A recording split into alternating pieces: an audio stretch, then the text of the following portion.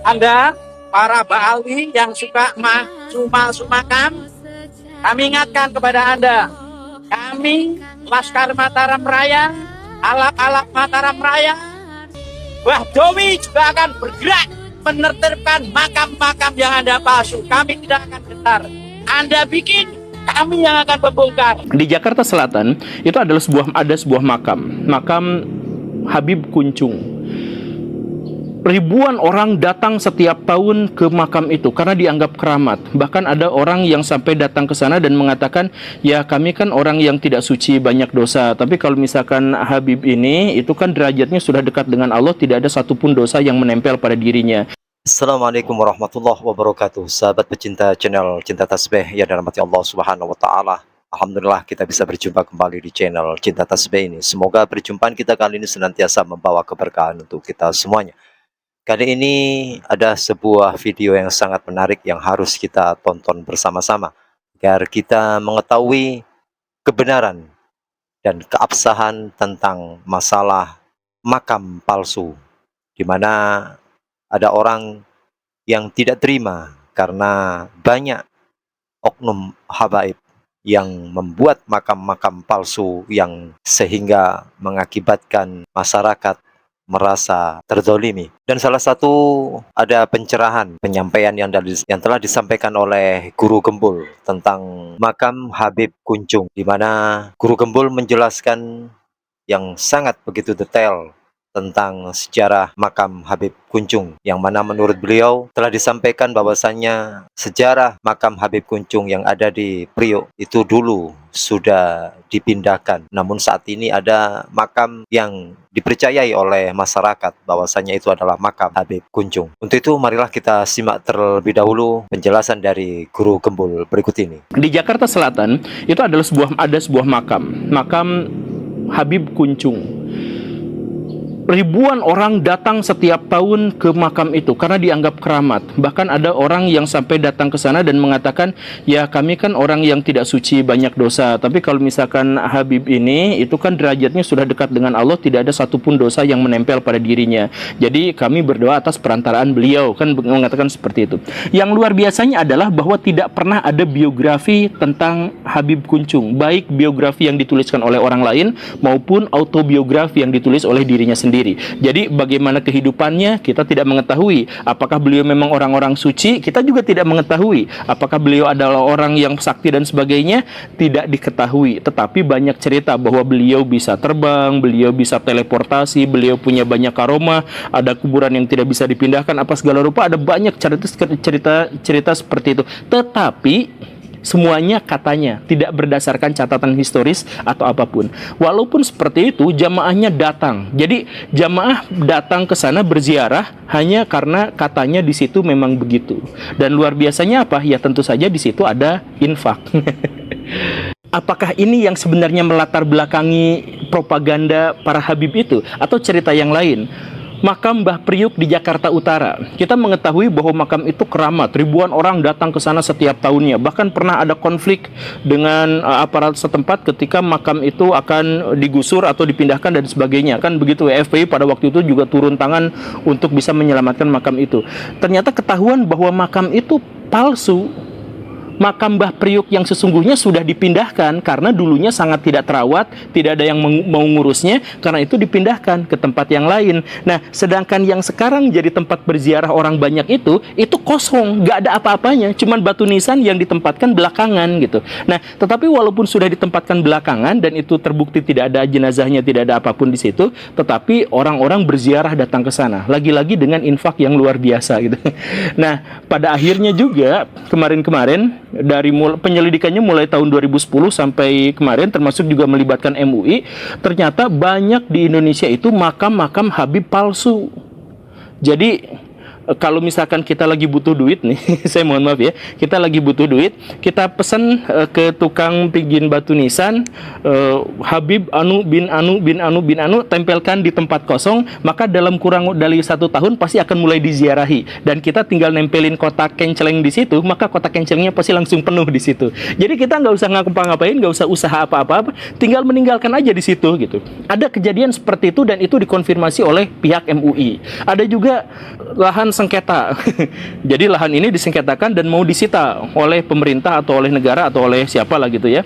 Nah, karena takut disita, maka di situ dikasih makam. Jadi makamnya dadakan dan itu adalah makam Habib Anu dan sebagainya gitu. Jadi nama Habib itu ternyata benar-benar menjual, ternyata benar-benar kuat dan bisa aja dijadikan bisnis. Saya tidak mengatakan semua Habib seperti itu, dan ini sekali lagi bukan sebuah kesimpulan, ini pertanyaan. Apakah itu semua nyata? Apakah kesimpulan bahwa upaya propaganda untuk menyebut Habib ini sangat luar biasa, Habib ini sangat jagoan, Habib ini sangat keramat, Habib ini sangat suci dan sebagainya terkait dengan bisnis makam-makam palsu itu?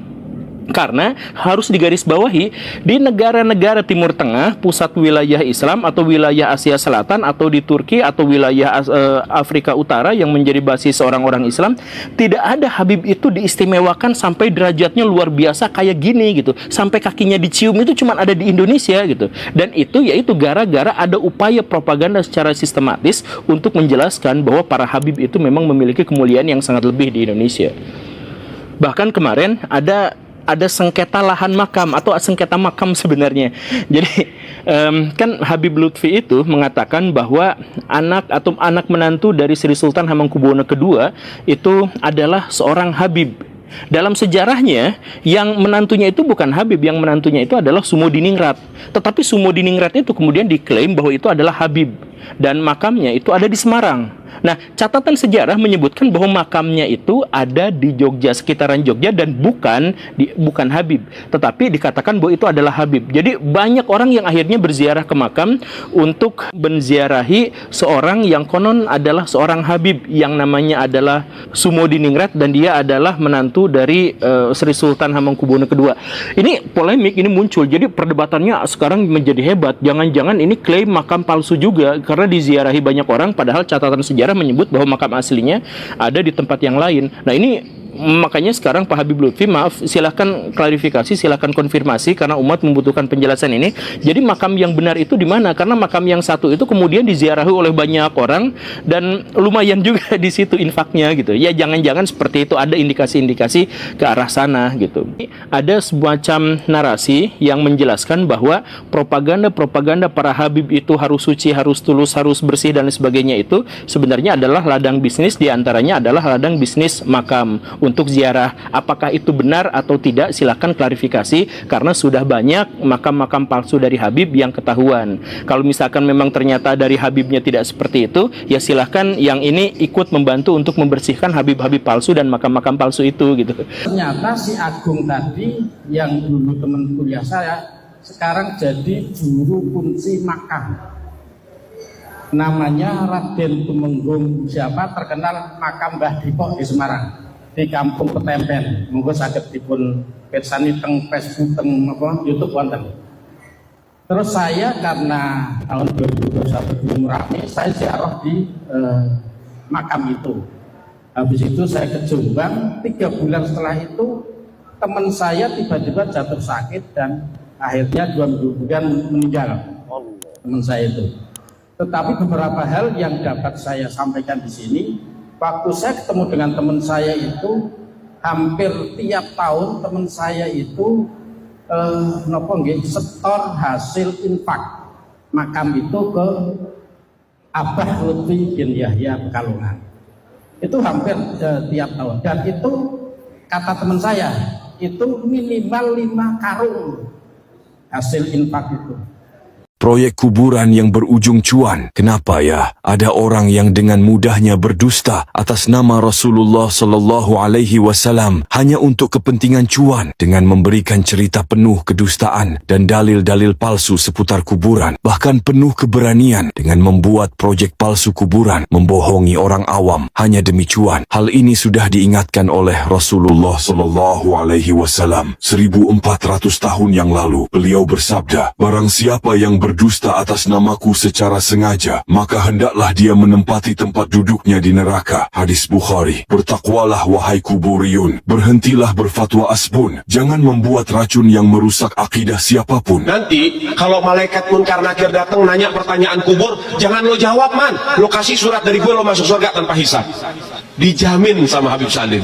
Nah, itulah teman-teman yang bisa kami sajikan pencerahan dari Guru Gembul yang menjelaskan panjang lebar tentang sejarah makam yang ada di Priok. bahwasanya makam yang ada di Priok itu sebenarnya adalah kosong, tidak ada jasad ataupun jenazahnya. Dan di situ juga kita lihat bahwasanya ada bisnis uang infak. Nah, inilah hal yang harus diketahui oleh publik, bahwasanya publik memang menginginkan kebenaran makam yang benar-benar ada jasadnya ataupun yang harus diziarahi. Karena kebanyakan orang ingin mengambil hikmah, mengambil manfaat dari berziarah tersebut.